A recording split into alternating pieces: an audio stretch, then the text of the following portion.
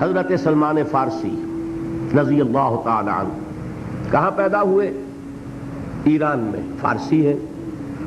باپ ایک بہت بڑے آتش کدے کا چیف پریسٹ تھا، سب سے بڑا پجاری، اور وہ ظاہر بات ہے کہ جب باپ اس منصب پر ہے تو باپ کے بعد بیٹا بیٹھے گا، کیریئر اس کے لیے روشن۔ لیکن ان کو یہ خیال آیا کہ یہ عجیب بات ہے، آگ ہم خود جلاتے ہیں، ایندھن نہ ڈالیں تو جلتی نہیں، ہم ایندھن ڈالیں تو جاری رہے گی، اور پھر اسی کے آگے ہاتھ جوڑ کر کھڑے ہو جائیں، اسی سے ہم دعائیں کریں، اسی سے ہم مانگنے لگے۔ یہ تو بڑی بے وقوفی کی حرکت ہے، میں اس کو کرنے کے لیے تیار نہیں۔ آپ کو معلوم ہے he left his house, he left his country، گھر چھوڑا، ملک چھوڑا، کہاں گئے؟ شام۔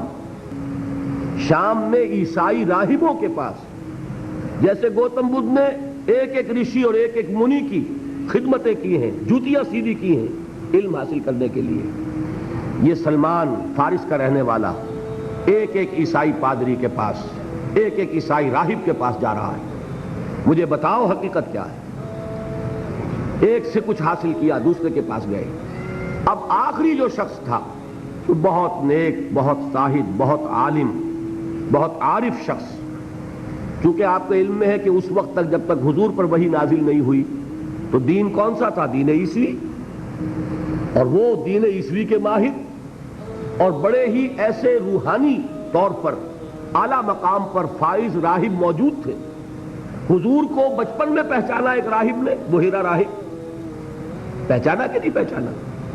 اسی طرح کا یہ راہب تھا کوئی شخص۔ جب اس کی موت کا وقت آیا، حضرت سلمان فارسی پوچھتے ہیں کہ اب آپ مجھے کس کے حوالے کر رہے ہیں؟ میری تو وہ علم کی پیاس ابھی بجھی نہیں ہے۔ وہ شخص کہتا ہے میرا علم یہ مجھے بتا رہا ہے کہ نبی آخر الزماں کے ظہور کا وقت اب قریب ہے۔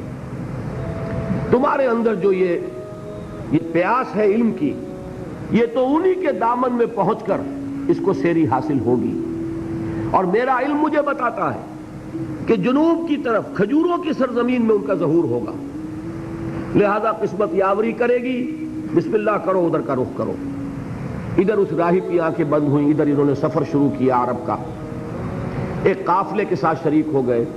قافلے پر ڈاکوؤں کا حملہ ہوا، گرفتار کر لیے گئے۔ گرفتار کرنے کے کیا معنی؟ غلام بنا لیے گئے، غلام بنا کر بیچ دیے گئے۔ لیکن خریدار کون تھا؟ مدینے کا ایک یہودی۔ یہ ہے طلب صادق، کشاں کشاں، چاہے غلام کی حیثیت سے جا رہے ہیں مدینے، قسمت جو ہے یاوری کر رہی ہے۔ بظاہر یہ ہے کہ لوٹے گئے، غلام بنا لیے گئے، مدینے پہنچ گئے۔ حضور ابھی تشریف نہیں لائے، ابھی مکے میں ہے، لیکن خبریں آ رہی ہیں کہ مکے میں کسی نے دعویٰ کیا ہے نبوت کا۔ اب یہ منتظر ہیں، جا سکتے نہیں کہ غلام ہیں، آزاد تو ہے نہیں کہ اپنی مرضی سے موو کریں۔ میں یہ کہا کرتا ہوں، یہ سلمان وہ شخص ہے، فارس کا سلمان، جس کے بارے میں وہ بات 100% صحیح ہے کہ پیاسا کنویں کے پاس نہیں گیا، کنواں پیاسے کے پاس چل کر آیا، کہ محمد الرسول اللہ مدینے پہنچے ہیں صلی اللہ علیہ وسلم۔ اب انہیں خبر ملی، آ گئے وہ، لیکن یہ کہ بہرحال کیسے پہچانوں کہ جھوٹا ہے یا سچا نبی ہے؟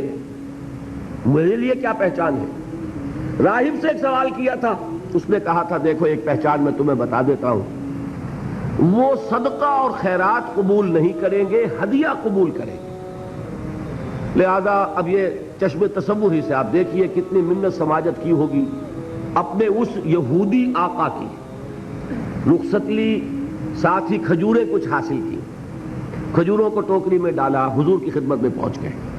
حضور نے سوال کیا کہ سلمان یہ کیا ہے؟ عرض کیا یہ صدقہ ہے، میں آپ کے لیے لایا ہوں۔ آپ نے فرمایا نہیں، صدقہ یہ غربا کا حق ہے، تقسیم کر دو، میں صدقہ نہیں دیتا۔ کچھ دنوں کا بیچ دے کر پھر وہی کام کیا، پھر کچھ کھجوریں لے کے حاضر ہوئے۔ کیا ہے؟ یہ ہدیہ ہے، آپ کی خدمت میں میں پیش کر رہا ہوں۔ فرمایا ہاں ہدیہ میں قبول کرتا ہوں۔ فوراً ایمان لائے، قدموں میں گر گئے۔ اب آپ بتائیے کہاں سے کہاں سلمان پہنچا ہے؟ اگر وہ بھی اپنے معاشرے میں جو چیز مانی جا رہی تھی اس کو مان کر اپنی زندگی بتا دیتا تو کیا محمد الرسول اللہ صلی اللہ علیہ وسلم کے قدموں تک پہنچنا نصیب ہوتا؟